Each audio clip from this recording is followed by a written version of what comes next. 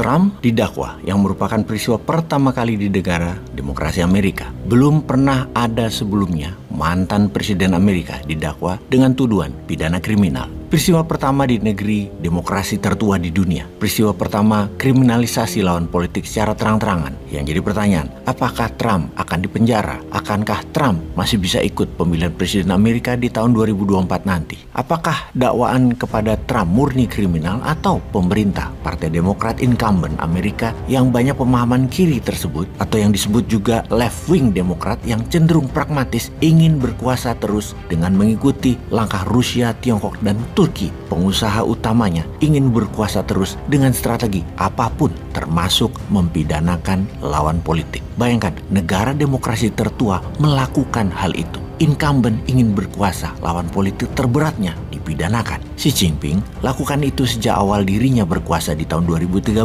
dengan dan atas nama memberantas korupsi. Yang beneran korupsi sih, namun sekaligus membantai lawan politik karena kalau kroninya Xi Jinping, dia main slow. Dia tidak eksekusi walaupun korupsi. Sampai tahun 2020-an misalnya, Xi Jinping bukan hanya lawan politik yang digebosin. Orang populer anti Xi Jinping juga dihajar, termasuk Jack Ma, dimiskinkan dari pengendali suara mayoritas di N Group. Jadi tersisa kurang dari 15% suara Jack Ma di N Group sekarang. Dan Jack Ma diasingkan, tidak boleh bersuara di publik sekarang. Erdogan 22 tahun berkuasa, sama saja memainkan lawan politiknya, dipidanakan. Dan jangan tanya Putin, selain lawan politiknya dipenjarakan, dia juga memperkaya lingkaran kekuasaannya dengan sebutan oligar. Seperti Soeharto melanggengkan 32 tahun kekuasaan dengan para konglomerat ciptaannya, melindungi dan mendanai kekuasaan lewat jalan informal jauh lebih efektif daripada lewat jalur anggaran. Nanti dibilang korupsi lagi atau salah kelola uang. Ada seratusan pengusaha ditaposkan, dijadikan konglomerat by design oleh sistem Pak Harto. Ya, jadi oligar itu hanya bisa terjadi kalau didukung penguasa. Demikian juga konglomerat dulu zaman Pak Harto. Intinya kalau Anda sekarang mau jadi konglomerat, mau jadi naga-naga atau mau jadi oligar di sebuah negara adalah jadikan orang yang Anda pilih ubah jadi otoritarian. Anda pasti jadi oligar, Anda pasti jadi naga, Anda pasti jadi konglomerat. Kembali ke zaman Orbannya Pak Harto. Di bawah kendali Pak Harto, sisi politiknya dikendalikan penuh. Itulah otoritarian, di mana partai P3 atau PPP dan PDI emang ada, tapi hanya pelengkap demokrasi, digembosi habis. Tapi hal itu semua jangan dibawa-bawa ke Partai Demokrat yang lagi di PK sama Demokrat versi satunya, yang kalau menang PK yang satunya akan tarik dukungan ke Anies, sehingga Anies kurang suara untuk threshold. Jangan kalian bayangkan hal seperti itu. Tidak ada hal seperti itu di Indonesia. Itu fitnah. Indonesia itu negara demokrasi yang pemimpinnya sederhana, pemimpinnya baik, ngelola negaranya sukses, memberi contoh bahwa tidak akan menjabat selamanya. Jadi hal itu tidak mungkin dilakukan di negara Indonesia. Kalaupun ada formula E, dicarikan celah untuk mempidanakan Anies, itu juga bukan seperti Trump dipidanakan penguasa Partai Demokratnya Biden.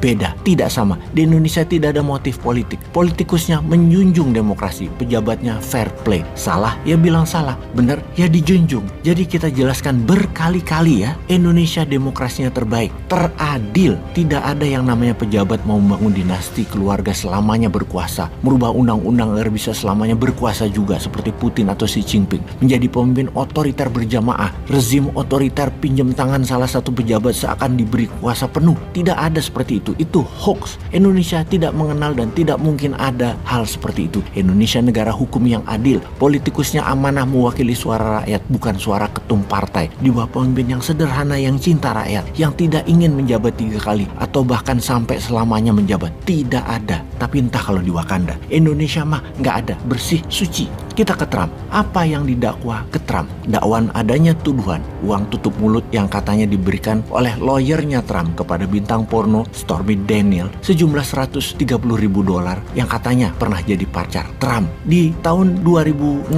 tepatnya setelah Trump jadi front runner pemilihan presiden Amerika di tahun 2016, di mana kala itu kasusnya sebenarnya tidak ada, baru dibuka sekarang karena pengakuan lawyernya Trump akan adanya uang tutup mulut di tahun 2016. Yang jadi tuduhan adalah uang yang dibayarkan itu dari mana? Dari uang kampanye sumbangan orang atau dari uang pribadinya Trump? Jadi itu yang didakwakan. Uang untuk bayar tutup mulut tadi, uang dari mana? Karena secara hukum Amerika, uang tutup mulut itu hal biasa, tidak ada konsekuensi hukumnya. Sementara membayar hooker atau pelacur adalah masalah pribadi, bukan masalah pidana kriminal, di mana harusnya yang menuntut perkara seperti ini, ketidaksetiaan tentunya, ya adalah masalah domestik rumah tangga. Yang ada kasus hukum adalah dari mana sumber uang itu dipakai. Yang kalau uang hasil saweran kampanye, hal ini bisa jadi tindakan pidana. Peristiwa kenalannya dengan Stormy Daniels di tahun 2006, Daniels waktu itu berusia 27 tahun, Trump berusia 60 tahun, dan di tahun 2016 baru dibayar uang tutup mulut untuk tidak menceritakan ke publik mereka yang semua ini bagi Trump, dia tidak mengatakan dirinya melakukan semua itu adalah kriminal. Tuduhan terhadap Trump adalah mismanajemen uang kampanye yang merupakan tindakan kriminal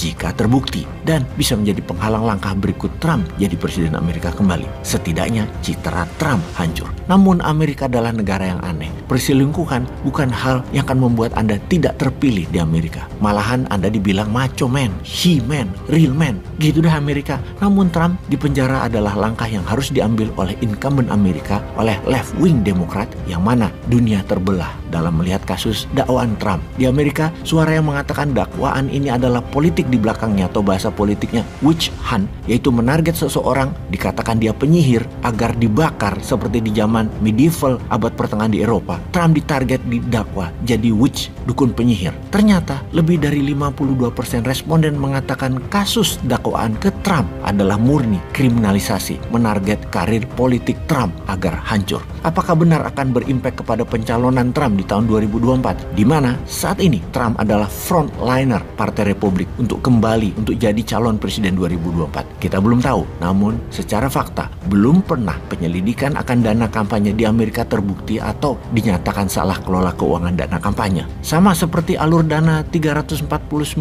triliun rupiah pasti tidak akan terbukti, senyap hilang sebentar lagi karena harus dibilang mustahil, yang tidak akan naik ke masalah kriminal yang ditangani Bareskrim. Jadi kalau dalam peristiwa Trump ini, jika ada kesamaan meniru fenomena sebuah negeri di Wakanda, maka Anda halu, hanya hoax informasi yang Anda terima. Cepat wudhu sana, sholat tobat atas prasangka buruk Anda kepada Wakanda ya, sholat sana.